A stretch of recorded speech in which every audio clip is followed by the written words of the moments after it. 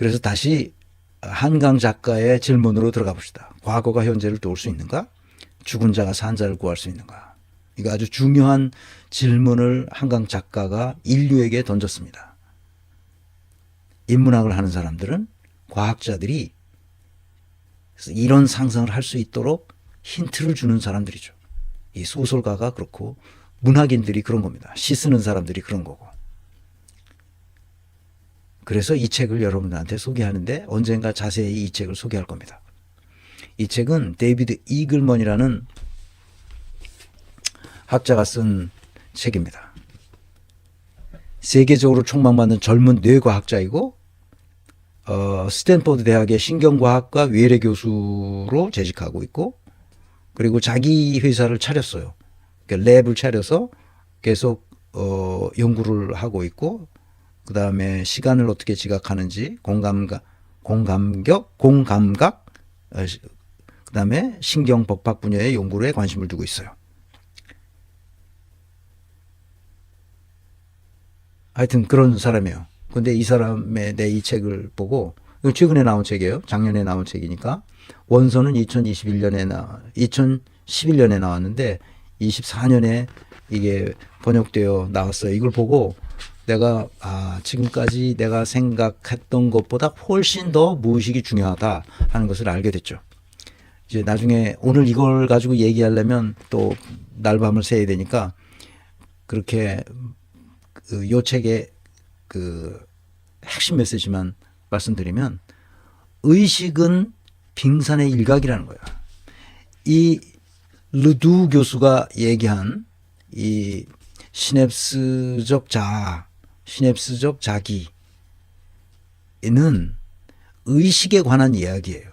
그런데 이 의식에 관한 이야기는 인간의 뇌세포가 서로 연결해서 전달하는 통로를 쫙 만들어서 우리가 어떤 행동을 하게 하고 어떤 의사결정을 하도록 만드는, 어떤 감정을 갖도록 하고 또 어떤 생각을 하도록 만들어주는 이 의식은 빙산의 일각이라는 거예요.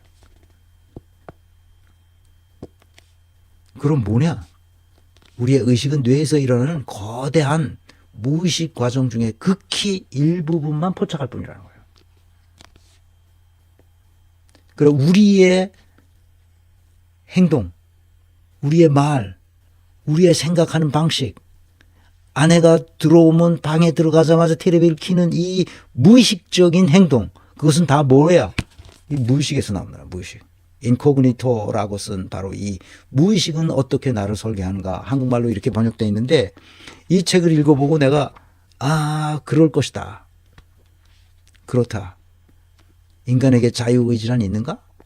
사실은 거의 대부분 무의식적으로 한다고. 우리의 삶은 거의 대부분이 무의식적으로 일어난다고.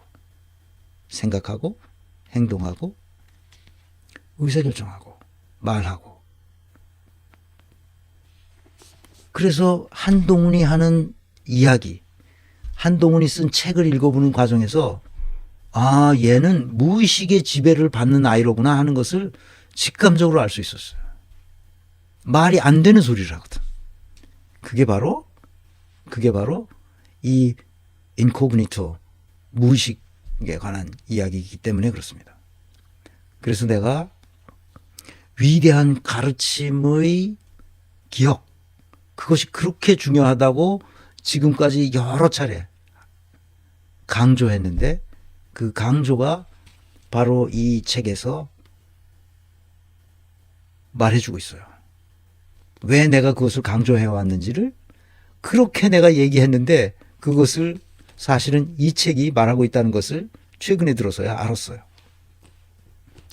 학문적으로 설명해 주고 있습니다.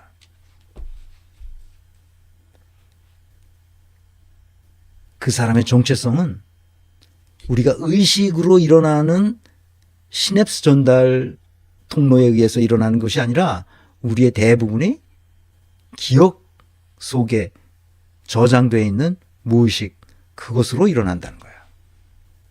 그래서 내가 위대한 가르침에 대한 기억, 그 기억을 축적시켜서 내 뇌에 들어간 것이 내 근육 세포에까지 들어갈 수 있도록 반복적인 학습을 하는 거예요. 왜 독일 대학에서 교수들이 학생들에게 끊임없이 반복적인 학습을 하도록 적어도 3번은 반복하도록 해요. 그래서 그 과목을 통달하도록 만듭니다. 첫 번째는 교수 강의로, 두 번째는 조교들의 연습으로, 세 번째는 그 같은 주제로 세미나를 통해서 3번을 통해서 하게 돼요.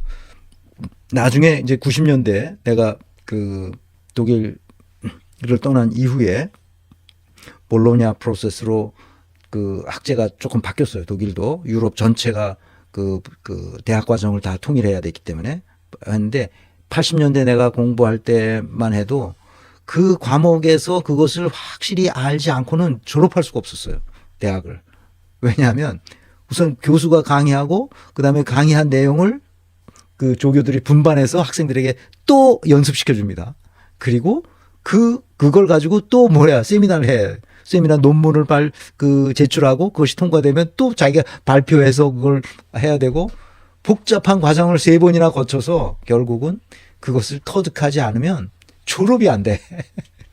그러니까 독일 학생들이 독일 대학에 들어가서 그 고생을 하면서 공부하다가 반쯤은 중간에 다 나가는 거예요. 반쯤은 다 탈락합니다. 그러니까 졸업생이 별로 없어요. 입학은 대개 자기가 원하는 대학에 들어가죠. 그렇지만 졸업은 몇 사람 못합니다. 그렇게 우리도 좀 그렇게 했으면 좋겠어요. 이게 뭡니까? 쪽지 시험 이렇게 봐가지고 그거 사법고시 이게 뭡니까 이게? 이 법대 나온 애들이 어떻게 그렇게 무식해요 이게? 위대한 가르침에 대한 기억, 반복 학습으로 그다음에 경험을 통해서 실제로 경험을 통해서 우리가 하죠. 근데 충격적 경험일수록 트라우마가 생깁니다. 대구 지하철 사건 아시죠? 대구 지하철 사건에서 거기서 한번 살아나온 분이 다시는 지하철 타지 않습니다. 그 트라우마가 큰 거죠. 충격적 경험으로 우리 뇌에 그리고 근육 속에 뭐가 되게 아주 강력한 기억이 저장된 거죠. 그래서 다시는 지하철 근처도 가지 않습니다. 근데 나중에 정신과적으로 치료를 받아요, 그분이. 그래서 정신과적인 치료를 받아서 그 충격적 경험을 뇌에서 지워주는 거죠. 그 기억을 빼주는 거예요. 그러면 다시 지하철 탈 수 있게 되죠. 지금 앞에서 얘기했던 그 군인들. 그러니까 이 중령은 눈물이 나는 거야. 자기가 그 충격적인 사건 때문에. 수방사 장병들이 뭣도 모르고 가가지고 자기가 무슨 짓을 했는지 나중에 알고 나서 충격을 받는 거죠. 얼마나 충격적이겠어, 이게. 윤석열이 얼마나 나쁜 놈이겠어, 이게. 응?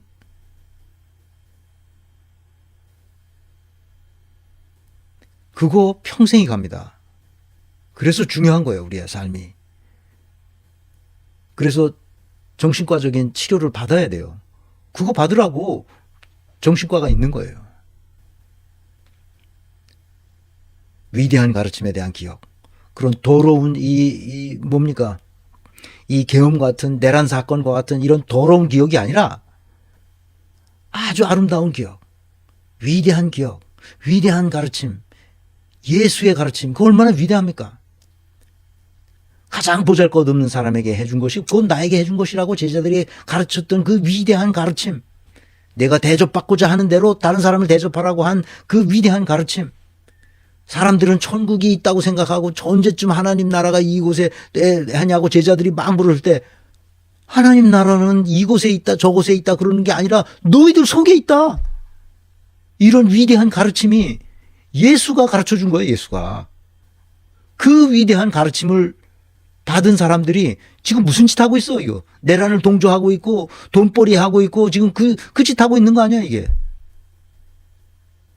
목사들이 뭘 가르치는 거예요 지금.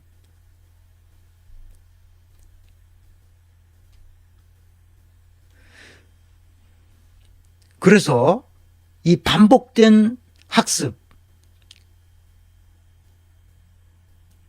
다시 말하면 우리의 뇌에 그냥 의식하고 있는 시험지에다 답장을 쓸 수 있고 다 외웠다가 시험 끝나면 싹 날아가는 그런 지식이 아니라